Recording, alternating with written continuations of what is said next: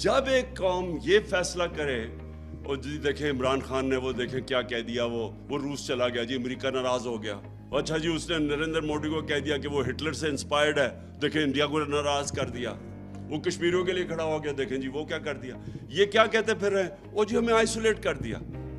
ان کا مطلب یہ ہے کہ آئسولیٹ نہ کیسے ہوتا ہے، ان کے جوتے پالش کرنے شروع کر دو، ان کے پیروں میں گر جاؤ۔ ان کا مطلب یہ ہے کہ لوگ اس کو اچھی فورن پالیسی کہتے ہیں۔ یہ فورن پالیسی تو آپ 50 سال سے کر رہے ہیں، تو اب تک تو پاکستان کو سپر پاور بن جانا چاہیے تھا لوگوں کے جوتے پالش کر کے۔ کبھی سنا کسی قوم نے جا کے اپنے کسی اور کی جنگ میں 80,000 اپنے لوگ قربان کر دیے؟ کوئی دنیا میں اس کی مثال ہے؟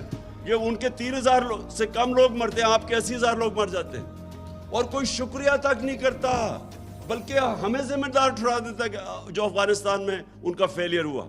اور میں جب یہ کہتا ہوں کہ پاکستان نے تو تمہارے لیے قربانیاں دی ہیں، مجھے آگے سے کہہ رہے جی یہ نہ کہو امریکی ناراض ہو جائیں گے۔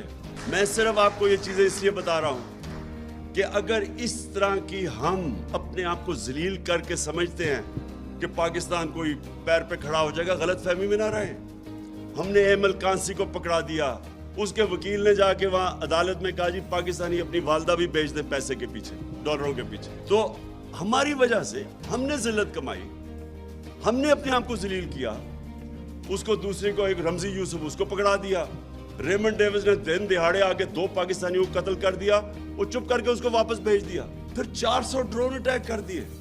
کبھی ہوا ہی نہیں کہ دنیا کی تاریخ میں کہ آپ ان کی جنگ لڑے ہیں، وہ آپ کے اوپر ہی ڈرون اٹیک کر رہے ہیں۔ اس کی کوئی مثال نہیں ہے۔ اس سے اگر ہم نے یہ جوتے پالش کیے اتنی شیملیسلی اپنے آپ کو ذلیل کر کے، کیا اس سے کوئی فائدہ ہوا پاکستان کو؟ آج گرے ہوئے پیروں میں۔ اس طرح کبھی قوم نہیں بنتی، کبھی آج تک دنیا کی تاریخ میں قوم نہیں بنی۔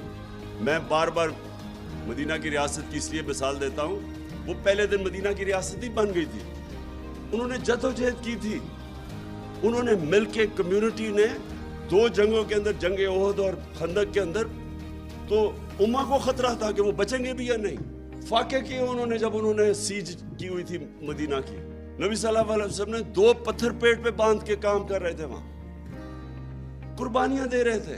قومیں قربانیاں دے کے بنتی ہے، بکاریوں کی طرح